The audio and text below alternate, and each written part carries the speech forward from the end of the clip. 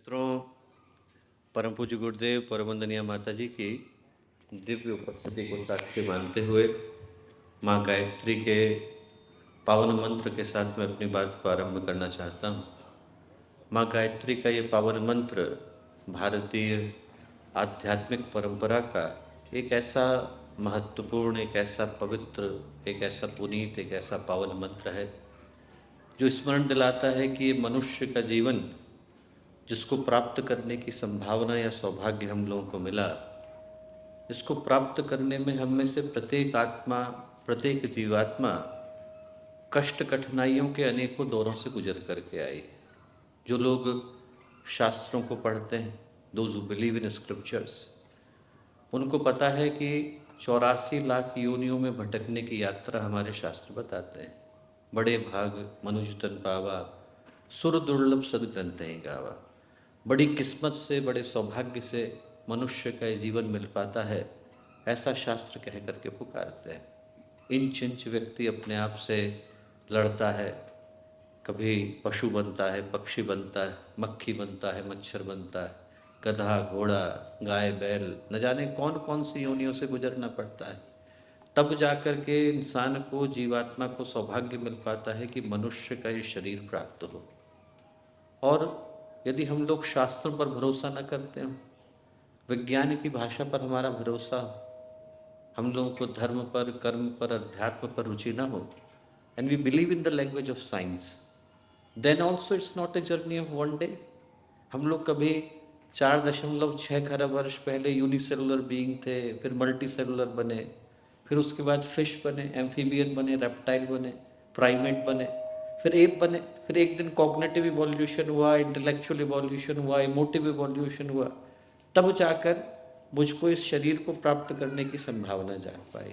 आज जिस स्थान पर हम लोग आकर के बैठे हैं, इसको प्राप्त करने में हम में से प्रत्येक आत्मा अनेकों वर्षों की प्रतीक्षा से गुजर करके आई। और जो सौभाग्य का विषय है वही कभी कभी दुर्भाग्य में बदल जाता है। ये देख करके बड़ा आश्चर्य होता है, पीड़ा भी होती है, पश्चाताप भी होता है और दुख भी होता है कि हीरे के रूप में जो मनुष्य का जीवन मिलता है, व्यक्ति उसको कंकड़ की तरह से उठा करके फेंक देता है। ये गंवाते समय में हम लोग भूल जाते हैं कि इस बार चूक गए तो ये चाक फिर से घूमेगा, फिर से वो एक बार उन्हीं जन्मों में गुजरने की यात्रा शुरू हो जाएगी। हम लोग ध्यान से सोचें तो आज पहली बार इंसान थोड़े ही बने, न जाने कितनी बार इस मनुष्य के शरीर को हमने धारण किया होगा, न जाने कितनी बार चेक इन किया होगा, न जाने कितनी बार चेकआउट किया होगा।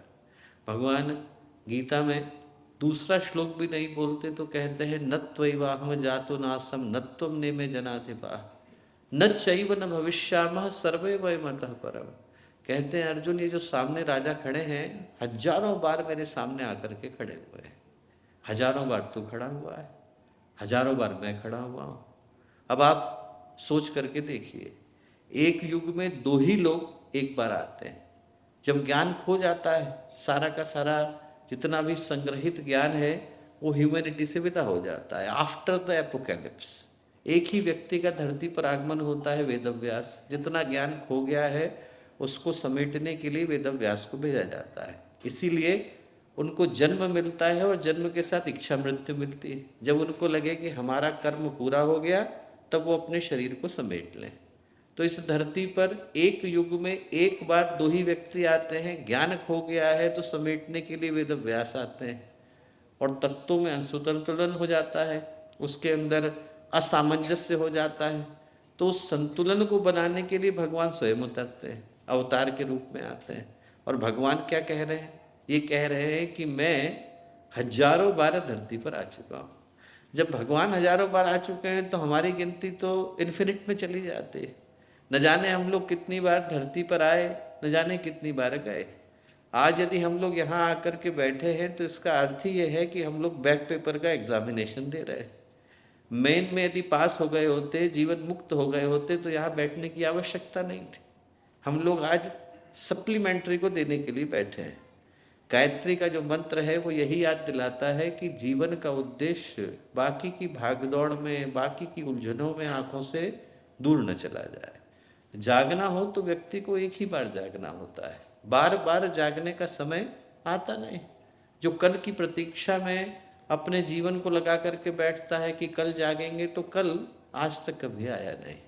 जो न आने वाला कल है, वो यदि उसकी प्रतीक्षा में पूरे जीवन को लगा दिया जाए तो जीवन सिर्फ दुर्भाग्य बन करके रह जाता है। एक कहानी आती है, बहुत प्यारी कहानी आती है कि संत ज्ञानेश्वर हुए। उनकी जो छोटी बहन थी मुक्ताबाई, 8 साल की थी। चारों के चारों भाई संत ज्ञानेश्वर, निवृत्तिनाथ, सोपाननाथ और मुक्ताबाई 8-12 साल के थे। उनके समय में जो उनके पहले शिष्य हुए, उनका नाम था चांगदेव। उनने 1400 वर्ष की समाधि लगाई। 1400 वर्ष का जीवन नहीं, 1400 वर्ष की समाधि लगाई। और समाधि लगाने के बाद उनको एक सिद्धि मिली। सिद्धि क्या मिली? सिद्धि मिली कि यदि कोई व्यक्ति मृत आएगा उनके सामने, मुर्दा लेकर के आएगा और उसके सिर पर वो हाथ रखेंगे तो मुर्दा जी जाएगा। बहुत बड़ी सिद्धि थी। रोज जो है ध्यान लगाने को बैठते, अनेकों लोग अपने अपने घर के जो संबंधी थे, रिश्ते नातेदार थे, उनको लेकर के आते जिनने शरीर त्याग दिया था, और उनको ला करके उनके सामने रखते। जब वो आँख खोलते तो मुर्दों के सिर पर हाथ रखते, मुर्दे खड़े होते चले जाते, और लोग जय जयकार करते हुए जाते कि इतनी बड़ी सिद्धि है जितनी भगवान के पास। जितना लोग जय जयकार करते उतना चांगदेव का अहंकार बढ़ता कि मेरे पास वो सिद्धि है जो आज तक किसी को नहीं मिली, भगवान के बराबर मेरे पास ताकत है। उनका अहंकार बढ़ता जा रहा था। एक दिन ध्यान लगा करके बैठे थे, लोग अपने अपने घरों से अपने अपने शवों को, अपने अपने रिश्ते नातेदारों को जिनने शरीर त्याग दिया था, उनकी लाशों को ला करके रखे थे। इतनी देर में 8 साल की लड़की कहीं से आई, मुक्ताबाई नाम था। मुक्ताबाई ने पूछा क्या हो रहा है? बोले अरे बहुत बड़ा चमत्कार घटने वाला है। अभी ये आँख खोलेंगे, मुर्दों के सर पर हाथ रखेंगे, ये जितने मुर्दे हैं वो जी जाएंगे, आप देखना। मुक्ताबाई बोली उसके लिए इनके आँख खोलने की प्रतीक्षा करने की क्या आवश्यकता है। उसने तुरंत तुलसी का दल लिया, मुर्दों के मुंह में डाला, कान में गायत्री मंत्र बोला, सारे मुर्दे खड़े हुए चले गए। अब जब चांगदेव ने अपनी आंखें खोली तो उनको भरोसा नहीं हुआ कि आज तो कोई भी नहीं है, क्या हुआ? उनने अपने आसपास के लोगों से पूछा। उनने कहा ऐसा घटा, 8 साल की लड़की आई थी। चांगदेव के अहंकार पर बड़ी चोट पहुंची। उनको लगा कि 8 साल की बच्ची के पास वो सिद्धि है जो मुझे 1400 साल की समाधि के बाद मिली। उनने कहा ये कौन है, इससे मिलने की तो आवश्यकता है। ध्यान लगाया तो पता चला कि भगवान का अवतार हुआ है। कौन आए हैं ये नहीं पहचान पाए। तो उन्होंने कहा कि संत ज्ञानेश्वर को पत्र लिखता हूँ। पत्र लिखने के लिए बैठे। आज की तरह का समय तो था नहीं कि व्हाट्सअप कर दें आप, तो पत्र लिखने के लिए बैठे। अब पत्र में क्या लिखें ये नहीं समझ पाए। बहुत देर तक सोचते रहे कि क्या कह कर के मैं ज्ञानेश्वर को संबोधित करूँ। 8 साल के ही थे। तो बहुत देर सोचने के बाद ये तय नहीं कर पाए कि बड़ा लिखें कि छोटा लिखें। तो कोरा कागज लिया और कोरा कागज लेकर के मैसेंजर के माध्यम से भेज दिया। वो जब दूत लेकर के गया और उसने संत ज्ञानेश्वर को पत्र दिया तो संत ज्ञानेश्वर तो मुस्कुराए, पर मुक्ताबाई जो थी वो हंस दी। हंसी तो दूत ने पूछा कि हंस क्यों रही है? तो मुक्ताबाई बोली 1400 साल के बाद भी कोरे के कोरे रह गए, कोरा कागज भेज दिया है।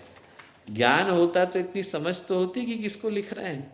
अब चांगदेव को बड़ा बुरा लगा। उनको लगा कि एक 8 साल की बच्ची ने मेरे अहंकार पर इतनी चोट पहुंचाई, इससे मिलना जरूरी है। पर अभी भी अहंकार गया नहीं। कैसे पता चलेगा कि एक बड़े संत आ रहे हैं? तो उनने शेर की सवारी बनाई, सांप का चाबुक लिया। लोगों को पता तो चलना चाहिए कि बहुत बड़े सिद्ध संत आ रहे हैं, और उसके ऊपर चढ़ करके चले। पीछे भीड़ जो थी जय जयकार करती हुई चली।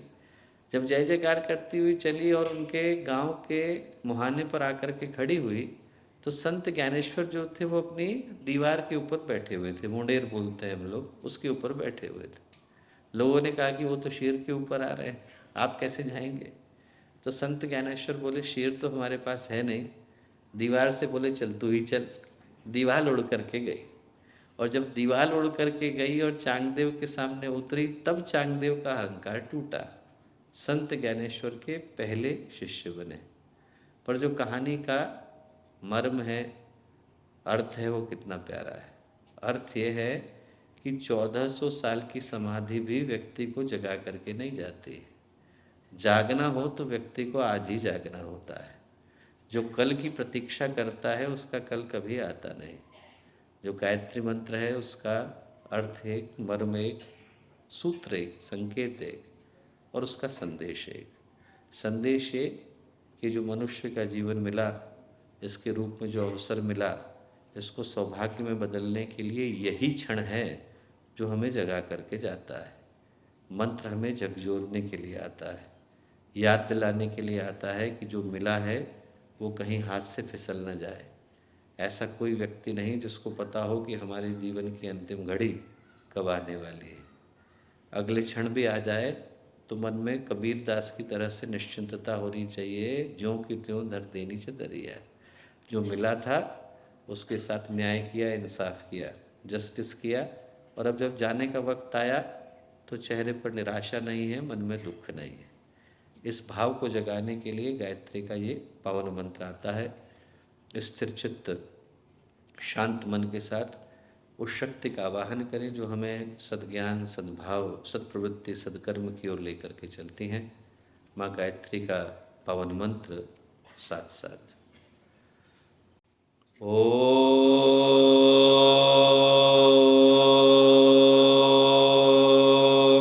भूर्भुवः स्वः तत्सवितुर्वरेण्यं भर्गो देवस्य धीमहि धियो यो नः प्रचोदयात्।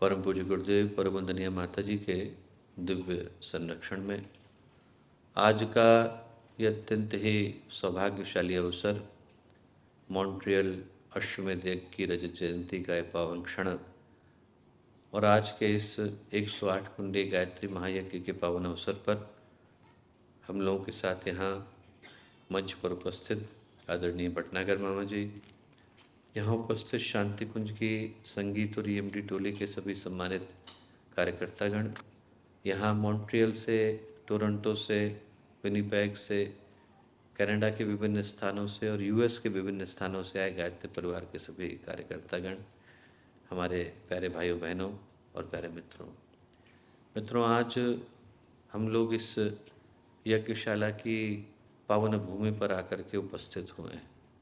अपने अपने जीवन के कीमती और मूल्यवान क्षणों को लेकर के आप में से प्रत्येक व्यक्ति यहाँ आकर के उपस्थित हुआ है और इसलिए उपस्थित हुआ है कि इस यज्ञ की जो पावन रज है, यहाँ की जो पावन भूमि है, यहाँ का जो पावन सानिध्य है, वो हमारे जीवन में उस सौभाग्य की वृष्टि को संपन्न कर सके जिसके बाद जीवन की दिशा और दशा दोनों ही बदल जाते हैं।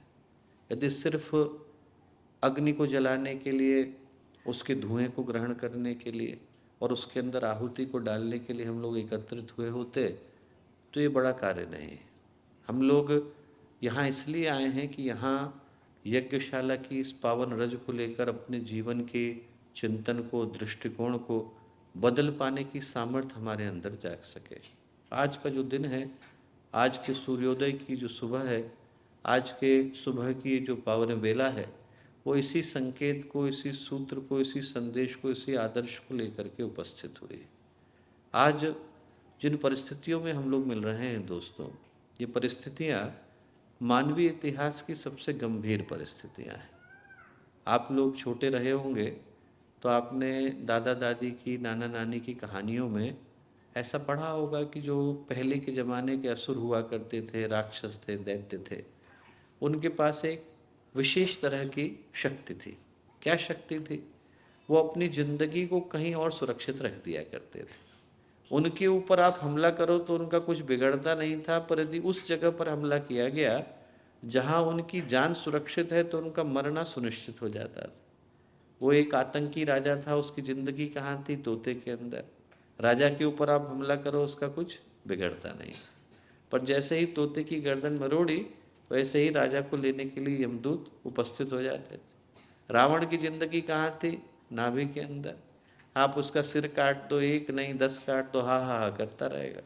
पर जैसे ही रावण की नाभि में आकर के बाण लगेगा, रावण का मरना सुनिश्चित हो जाएगा। रक्त बीज की जिंदगी कहाँ थी? रक्त की बूंदों के अंदर। उसमें से जितनी बूंदें गिरेंगी उतना एक और नया रक्त बीज खड़ा हो जाएगा। पर जैसे ही माँ काली ने खप्पर के अंदर रक्त बीज के रक्त को समेटना शुरू किया, रक्त बीज को चलने की व्यवस्था बनानी पड़ी। इन घटनाओं को आपको सुनाने के पीछे का कारण क्या है? कारण ये है दोस्तों कि आज के समय में भी कुछ ऐसा ही घट रहा है। आज के समय में भी इंसान के अंतःकरण के ऊपर, इंसान के मन के ऊपर, इंसान की भावनाओं के ऊपर आसुरी शक्तियों ने आकर के आधिपत्य जमा लिया है। इस समय के जो असुर हैं उनको देखने के लिए आपको कुरुक्षेत्र में और लंका में जाने की आवश्यकता नहीं।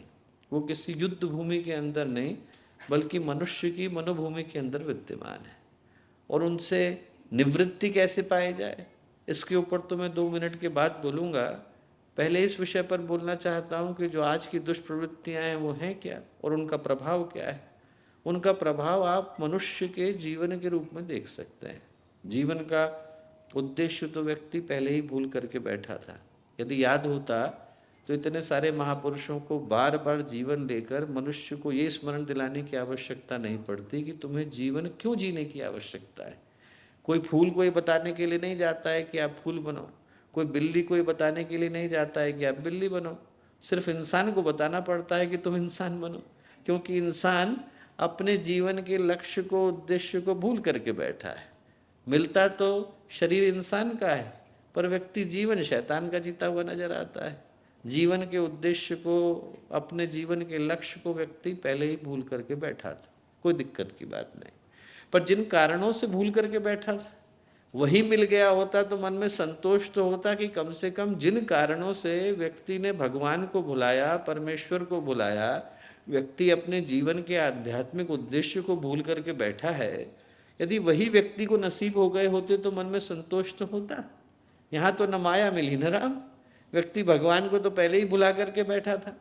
पर जिस शरीर के सुख भोगों की प्राप्ति के लिए, कामना वासना की पूर्ति के लिए व्यक्ति दर दर भटकता है। हर व्यक्ति अपने आप से पूछ करके देखे, अपने अपने मन में गहरे उतर करके पूछे कि सिर्फ व्यक्ति उसी शरीर के सुख भोगों की प्राप्ति के लिए तो भटकता है। हिंसा है, बलात्कार है, दुराचार है, एक से बढ़ करके अपराध हैं, कुकृत्य हैं, कुकर्म है।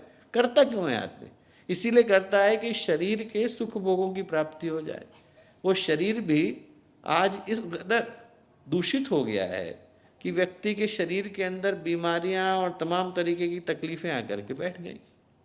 रोटी तो व्यक्ति 2 ही खा पाता है, गोलियां 20 खानी पड़ती हैं। एक एक व्यक्ति के शरीर में इतनी तकलीफ हो गई कि आपको मेडिकल टेक्स्ट बुक में पढ़ने को नहीं मिलती हैं। डॉक्टर के पास आप किस आशा से जाएंगे? वो खुद बेचारा बीमारियों से परेशान है।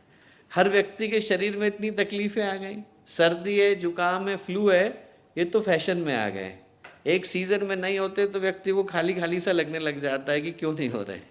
और वो जो डायबिटीज़ है, कोलेस्ट्रॉल की बीमारी है और ब्लड प्रेशर है, ये बाय 1 गेट 1 फ्री के ऑफर में मिल रहे हैं। आप डायबिटीज़ लो, डायबिटीज़ से आपको लिपिड की प्रॉब्लम भी मिल जाती है, कोलेस्ट्रॉल भी मिल गया, ब्लड प्रेशर भी मिल गया, शरीर चला गया। मन आदमी का इस कदर परेशान हो गया है कि छोटी छोटी बातें व्यक्ति को इतनी गहरी चुभ जाती हैं कि घर में लड़ाई हो गई, व्यक्ति घर से बाहर निकलता है, रेल की पटरी पे जाके कट जाता है।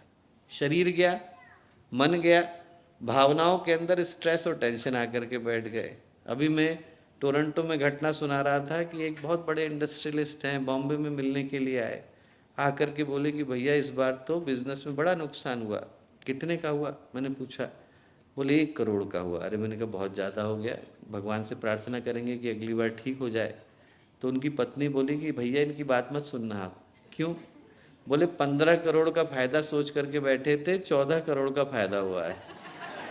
1 करोड़ का नुकसान नहीं हुआ है, 15 करोड़ का फायदा सोचा था तो 14 करोड़ का फायदा, व्यक्ति को 1 करोड़ का नुकसान नजर आता है। शरीर बीमारियों का हेडक्वार्टर बन गया है। आप जाइए, वो इन्फोसिस का हेडक्वार्टर कहाँ है, पूना में है, उनका हेडक्वार्टर कहाँ है, बेंगलोर में है, उनका हेडक्वार्टर कहाँ है, दिल्ली में है, उनका हेडक्वार्टर कहाँ है, मॉन्ट्रियल में, उनका हेडक्वार्टर कहाँ है, टोरंटो में। बीमारियों का हेडक्वार्टर कहाँ है? इंसान के शरीर के अंदर। इंसान के शरीर के अंदर बीमारियों का हेडक्वार्टर आ गया। स्ट्रेस है, टेंशन है, परेशानियां हैं, छोटे छोटे बच्चे से लेकर बड़े बड़े व्यक्ति के जीवन में आकर के घर कर गई। और भावनाएं इस कदर दूषित हो गई हैं कि किसी को किसी के ऊपर भरोसा नहीं रह गया।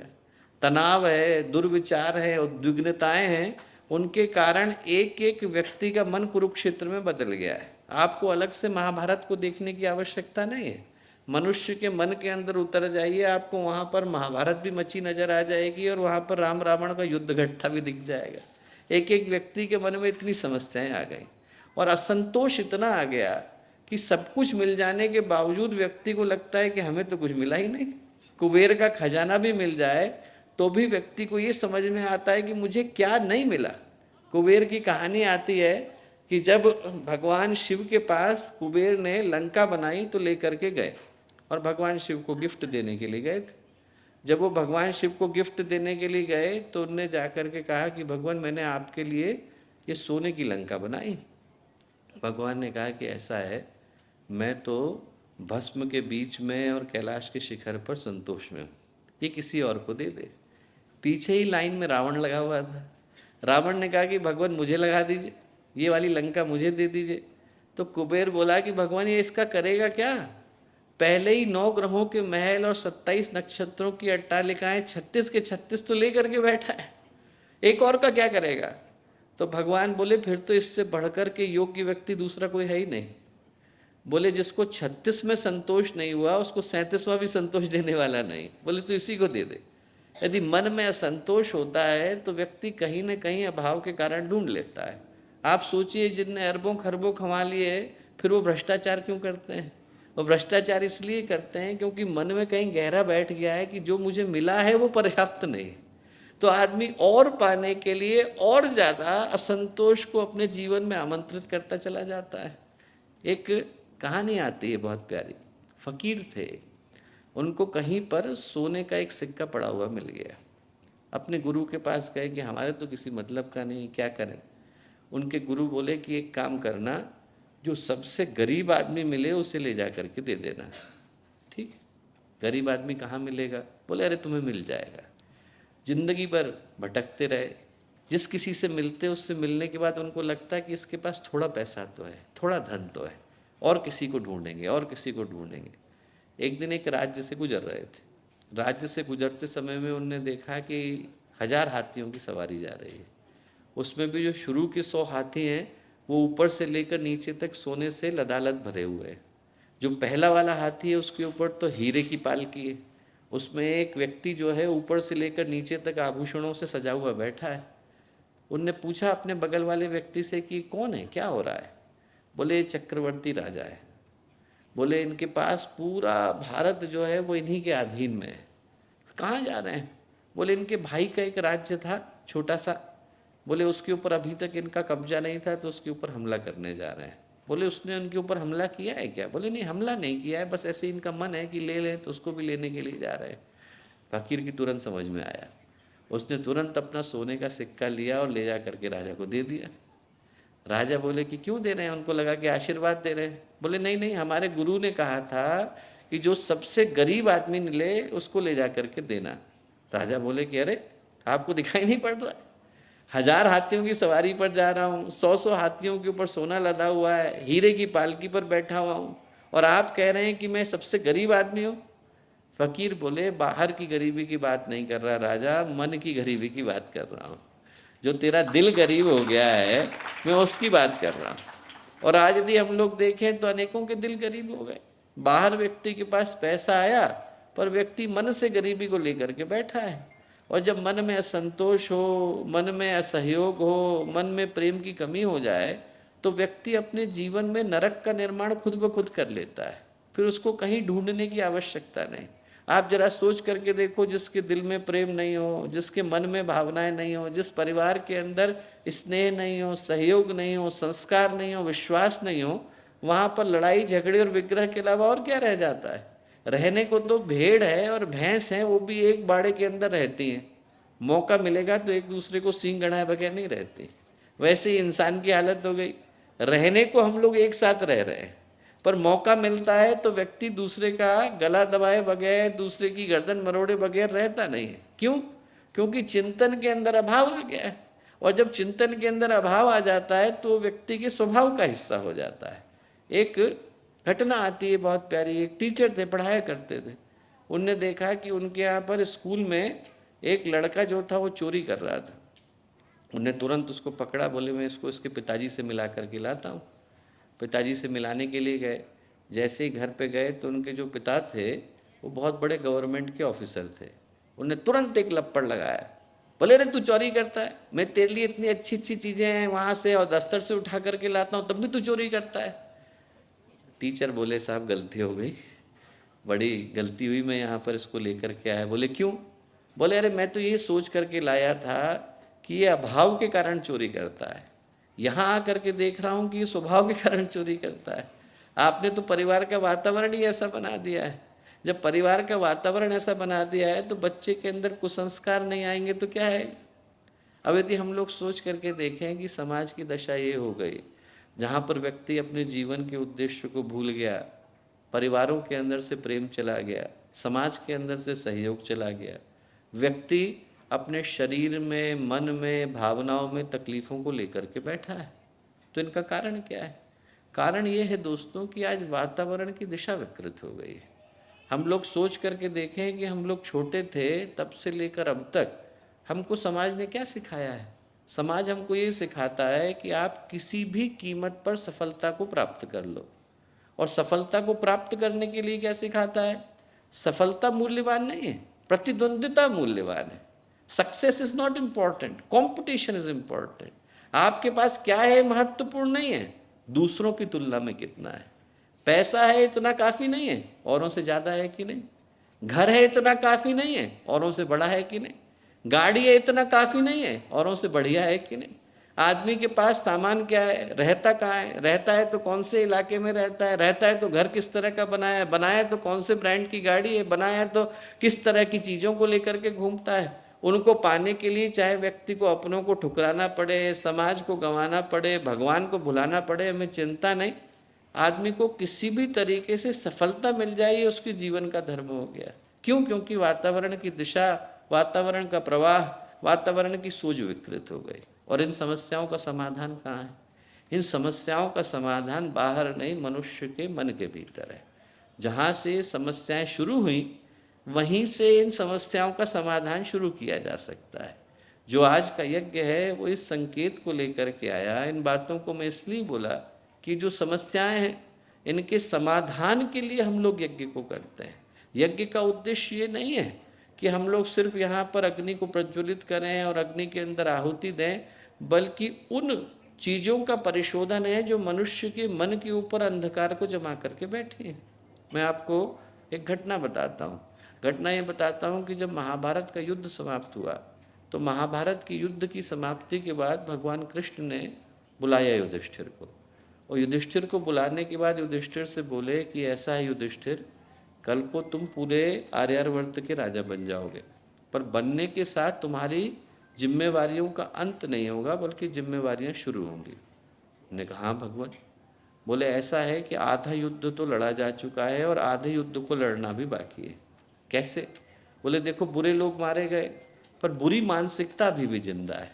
बोले जब तक वातावरण की शुद्धि नहीं होगी तब तक दुर्योधन, दुशासन, शकुनी की तरह के लोग फिर से पैदा होते रहेंगे। बोले नाली के अंदर कीचड़ आ जाता है तो वहाँ जाकर के इत्र डालने से समाधान नहीं होता, थोड़ी देर के लिए खुशबू रहेगी फिर बदबू आ जाएगी। बोले जब तक नाली की सफाई नहीं की गई नहीं तो फिर वहाँ पर मक्खी मच्छर आएंगे, बदबू फैलेगी, बीमारियाँ होंगी। बोले इसलिए इस नाली की शुद्धि करना अनिवार्य हो जाता है। क्या करूँ? बोले वो करने के लिए आपको यज्ञ करने की आवश्यकता है। जब यज्ञ होता है तो वातावरण का परिशोधन हो पाता है। भगवान ने कहा कि यज्ञ जो है वो उसी प्रक्रिया का नाम है जिसके माध्यम से वातावरण के अंदर छाए हुए अंधकार को दूर कर सकते हैं। इसीलिए तो भगवान राम ने रावण को मारा तो पहला काम क्या किया, जाकर के वाराणसी में बैठे, दशाश्वमेध घाट पर बैठकर 10 बार अश्वमेधों को किया। पृथु ने पृथ्वी को बनाया तो क्या किया, अश्वमेध को किया।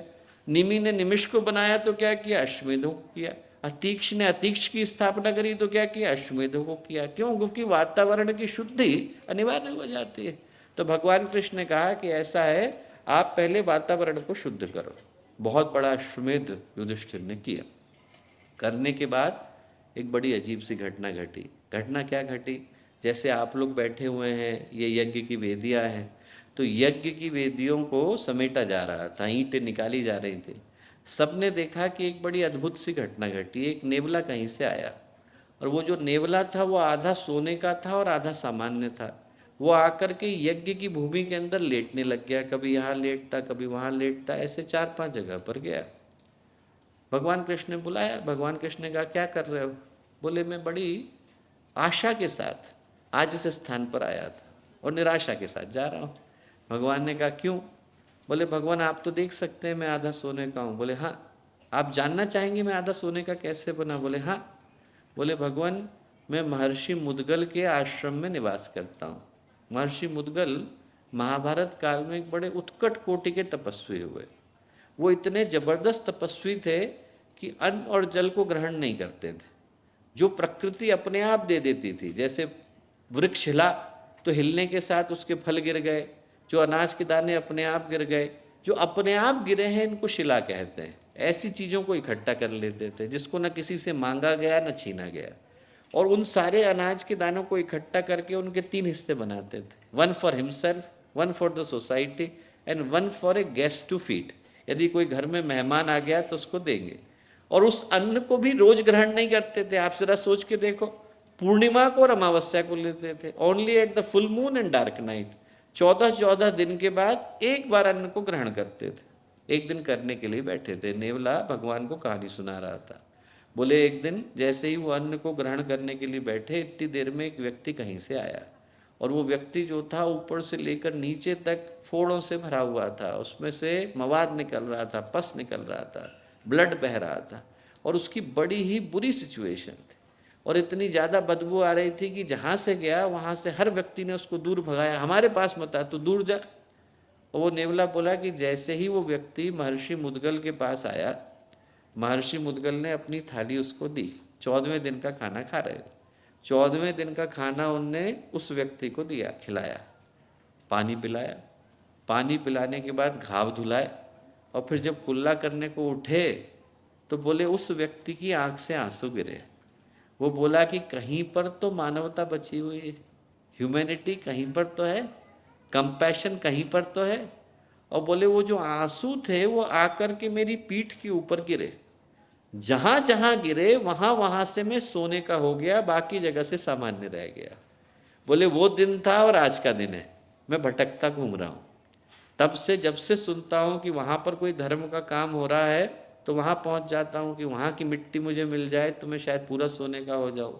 आज तक निराश हुआ, समझ में आया आज की निराशा को कहाँ लेके जाऊँगा। भगवान यज्ञ को करा रहे हैं, धर्मराज जो है वो यज्ञ के होता है, वो कराने वाले हैं, ऑर्गेनाइजिंग सेक्रेटरी हैं।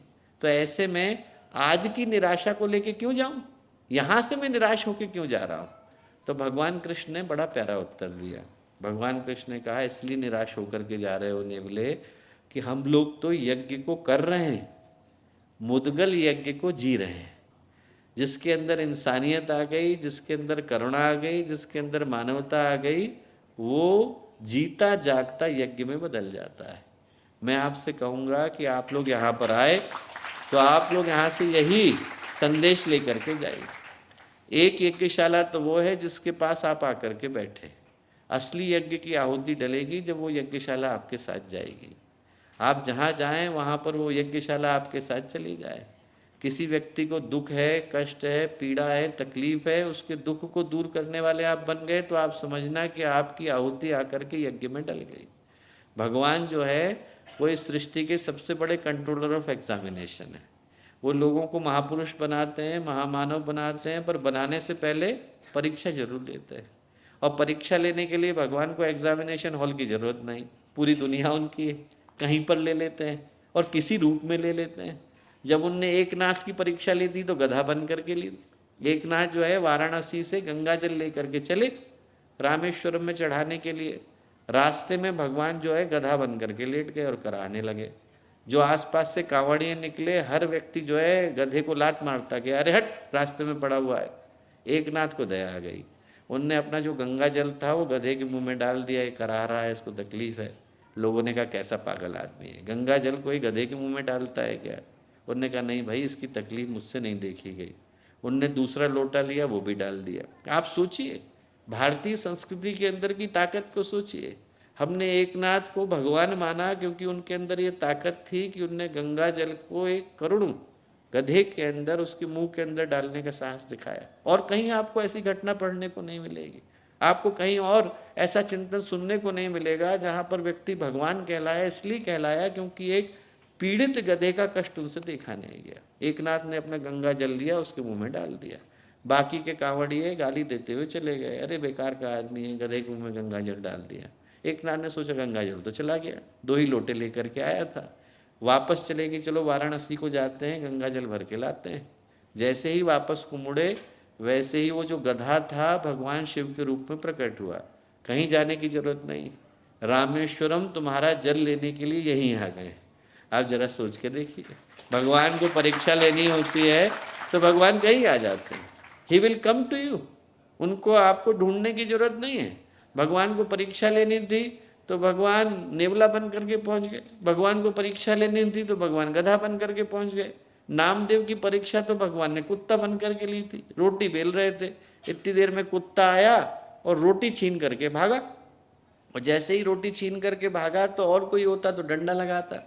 नामदेव तो गए चौके में घी लेकर के आए और कुत्ते के पीछे भागे, बोले अरे चुपड़ने तो दीजिए, अभी तो आप सूखी रोटी लेकर के जा रहे हैं। आप जरा सोचिए, भगवान जो है कण कण के अंदर व्याप्त है। हम यहाँ से बाहर निकले और हमको कोई दुखी व्यक्ति मिल गया, हमको सड़क पर चलती हुई माँ मिल गई, उसके जीवन में तकलीफ है, वो हमारी यज्ञ की आहुति है। हमें सड़क पर चलता व्यक्ति मिल गया जिसके जीवन में कष्ट है, वो हमारे यज्ञ की आहुति है। उसके कष्ट को हमने दूर कर दिया तो हमारे अंदर यज्ञ की सही आहुति आ गई। हमने इस स्वाहा के साथ, मंत्र के साथ यहाँ पर आहुति को दिया, वो तो अच्छा किया, पर उससे बढ़कर के यज्ञ संसार के कोने कोने के अंदर घटित हो रहा है।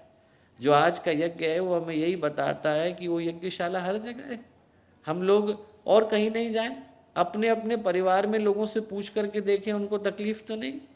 और हम पूछेंगे तो हम पाएंगे न जाने कितनों को है। बच्चों माँ बाप से नहीं बता पाते, माँ बाप बच्चों को नहीं बता पाते। बच्चों को ये नहीं पता है कि हमारे माँ बाप ने कैसा पेट काट काट करके हमारी ज़िंदगी को बड़ा किया, और माँ बाप को ये नहीं पता है कि हमारा बच्चा स्कूल में कैसी तकलीफ से गुजर रहा है। दोनों एक दूसरे की तकलीफ को बांटते हैं तो यज्ञ की आहुति यहाँ पर सार्थक हो जाती है। न जाने कितने लोग हैं दोस्तों जो दुखी हैं। ये ठीक है कि हम लोग एम्बुलेंस नहीं बन सकते, हर व्यक्ति को हार्ट अटैक आए तो हम उसको CPR देने वाले बन जाएं, इट्स नॉट पॉसिबल। पर हम किसी के आंसू पोंछने वाला रुमाल बन सकते हैं, हम किसी भटके को सहारा देने वाला कंधा बन सकते हैं। हम लोग यहाँ से यज्ञ की यही मर्म को लेकर के जाएं कि सच्चा यज्ञ तो कण कण के अंदर, सृष्टि के अंश अंश के अंदर चल रहा है, वहाँ पर हमारी आहुति की आवश्यकता है। जो आज का समय है जब व्यक्ति अपने दिल पर ताले लगा करके बैठ गया है, भावनाओं के दरवाज़ों को बंद करके बैठ गया है, और फिर शिकायत करता घूम रहा है कि मुझे कोई प्यार देता नहीं, प्यार उसने कभी दिया नहीं, प्यार कभी मिलता नहीं। प्यार को देने के लिए ज़रूरी है कि हम सृष्टि के कण कण में प्यार को बांटें। नदी बह रही है, यज्ञ चल रहा है, बादल बरस रहे हैं, यज्ञ चल रहा है, धूप निकली हुई है, यज्ञ चल रहा है, धरती अन्न दे रही है, यज्ञ चल रहा है। ये जितने यज्ञ चल रहे हैं जिसके लिए भगवान कहते हैं यज्ञात भवन्ति भूतानि पर्जन्याद अन्व संभव, यज्ञात भवन्ति पर्जन्यो यज्ञ कर्म समुद्भव। भगवान कहते हैं ये क्या चल रहा है, यज्ञ तो चल रहा है। जो नदी बह रही है वो एक के लिए थोड़ी बह रही है, सारे संसार के लिए बह रही है। बादल बरस रहा है, एक के लिए थोड़ी बरस रहा है, सारे संसार के लिए बरस रहा है। धरती अन्न दे रही है तो एक को थोड़ी दे रही है, सबको दे रही है। यज्ञ चल रहा है, वो जो यज्ञ चल रहा है उस यज्ञ में हमारी आहुति की आवश्यकता है। जो यज्ञ है वो हमें संदेश देता है कि जो आज की समस्याएं हैं उनका कारण बाहर नहीं, भीतर है। नहीं तो इतने सारे राक्षस तो भगवान ने स्वयं ही मार दिए। आप दुर्गा सप्तशती को उठा करके पढ़े तो मधुकैटभ को मारा, महिषासुर को मारा, चिक्षुर को मारा, चामर को मारा, भास्कर को मारा, उदग्र को मारा, महाअनु को मारा, विडालाक्ष को मारा, शुंभ निशुंभ को मारा, रक्तबीज को मारा, धूम्रलोचन को मारा। इतनों को तो अकेली माँ ने आकर के दुर्गा सप्तशती के अंदर मार दिया। भगवान कृष्ण को पढ़े तो दूध के दांत नहीं निकले थे, उससे पहले भगवान ने पूतना को मार दिया, कालीनाग को मार दिया और अघासुर को मार दिया, बकासुर को मार दिया। भगवान कहते अरे भैया चैन तो लेने दो थोड़ा, अभी तो दूध के दांत भी नहीं निकले, तुम लोग इतने सारे लोग परेशान करने के लिए आ गए, इतनों को तो भगवान ने मारा। उससे धरती शुद्ध हो गई क्या? धरती शुद्ध नहीं होती, क्योंकि सिर्फ बुरे को मारने से अच्छाई नहीं आ जाती। अंधेरे के ऊपर डंडा चलाने से सवेरा नहीं हो जाता है। सवेरा तभी होता है जब व्यक्ति के अंदर शुद्ध और पवित्र भावनाएं जन्म लेती हैं। यज्ञ का जो संदेश है वो यही कि वो साधना का संकल्प, वो अच्छे कर्म का संकल्प हमारे भीतर से निकल करके आए। एक कनाडा के गायत्री परिवार ने बहुत अच्छा संकल्प लिया। संकल्प ये लिया कि जो शांतिवन का केंद्र है वहाँ पर इस वर्ष की आश्विन पूर्णाहुति से लेकर अपनी आश्विन नवरात्रि से लेकर अगले वर्ष की आश्विन नवरात्रि तक अहर्निश वहाँ पर साधना के सत्रों को चलाया जाएगा। क्यों? क्योंकि साधना के माध्यम से ही उस परिवर्तन को कर पाना संभव है। जिस परिवर्तन की हम लोग बात करते हैं वो सिर्फ बातों को करने से संभव थोड़ी है। उसको करने का तरीका एक ही है कि व्यक्ति के व्यक्तित्व को बदला जाए। वातावरण की शुद्धि के लिए यज्ञ है, इंसान के व्यक्तित्व को बदलने के लिए यज्ञ है, उसके अंदर अच्छे चिंतन को जन्म देने के लिए यज्ञ है। जो यज्ञ है वो सिर्फ एक कर्मकांड का नाम नहीं, व्यक्ति के व्यक्तित्व के रूपांतरण का नाम है। आज जिस प्रक्रिया का हिस्सा हम लोग बन रहे हैं, मैं कहूँगा यहाँ से हम लोग उसी गंभीर संदेश को लेके जाएं। और अंत में यही कहूँगा कि जो यज्ञ की अग्नि है वो क्या संदेश देती है? वो कहती है कि पुराना सब जल गया, खत्म करें। Whatever the old was there, whatever the decaying was there, whatever the thing that needed to be destroyed was there, that's all gone. Start something afresh. यहाँ से आप लोग उठें तो वही व्यक्ति बन करके नहीं बने, उठें जो होकर के आप इस यज्ञशाला के अंदर आए थे। That chapter is gone. यहाँ से आप लोग उठें तो यहाँ से आप नई शुरुआत के साथ उठें। मैं कहूँगा कि जब स्वाहा करें तो स्वाहा करने के साथ अपने जीवन की सारी समस्याओं को स्वाहा कर दें, अपने जीवन की सारी परेशानियों को स्वाहा कर दें। वो सारी चीज़ें जो आपकी मुस्कुराहट के ऊपर ग्रहण लगा करके बैठी हैं उनको स्वाहा कर दें। वो सारी चीज़ें जो आपके जीवन में दुख और तकलीफ बन करके बैठी हैं उनको स्वाहा कर दें। मैं यदि अपने हाथ को 1 मिनट के लिए ऐसे उठा लूँ, दर्द थोड़ा ही होगा। 1 घंटे के लिए उठा लूँ तो दर्द होएगा, और जीवन भर उठा करके चलूँ तो कितना दर्द होएगा। जीवन भर उठाऊँगा तो मुझे अपना हाथ ही काटना पड़ेगा। हम लोग घर से बाहर निकले थे, हमारे दोस्त ने हमको देख करके नहीं मुस्कुराया, अब मन में चुभ गई। 1 मिनट के अंदर भूल जाएंगे तो कोई बात नहीं, 1 घंटा सोचेंगे घाव बन जाएगा, जिंदगी भर सोचेंगे नासूर बन जाएगा। ऐसी जितनी चीज़ें हैं जो आपकी मुस्कुराहट को छीन करके बैठी हैं उनको यज्ञ की अग्नि के अंदर स्वाहा कर दीजिए। आपकी जो तकलीफ़ें हैं, दुख है, परेशानियां हैं, यहीं छोड़ के जाइए और यहाँ से खुशियाँ लेकर के जाइए। मैं कहूँगा जब आप लोग उठें तो चेहरे पर मुस्कुराहट लेकर के उठें। जब यहाँ से उठें तो चेहरे में खुशियाँ लेकर के उठें। जो उपहार आपको मॉन्ट्रियल के अश्वमेध यज्ञ के रजत जयंती पर मिल रहा है वो क्या मिल रहा है? एक तो आपको यज्ञशाला गिफ्ट में मिल रही है। आप जहाँ जा रहे हैं वहाँ भगवान आपके साथ जा रहे हैं और आपको याद दिला रहे हैं कि वो यज्ञशाला अकेली नहीं थी जहाँ हम लोग यज्ञ करके आए, वो यज्ञशाला भी है जो आपके साथ अनवरत साथ चल रही है। दूसरा गिफ्ट क्या मिल रहा है? दूसरा गिफ्ट ये मिल रहा है कि आपकी जितनी परेशानियाँ, जितने दुख, जितनी तकलीफ, जितनी पीड़ा, जितनी परेशानी, उनको आप यहाँ छोड़ के जाइए। गाड़ी की चाबी मत भूलिएगा, बटुआ मत भूलिएगा, पैसा मत भूलिएगा, सब लेके जाइएगा।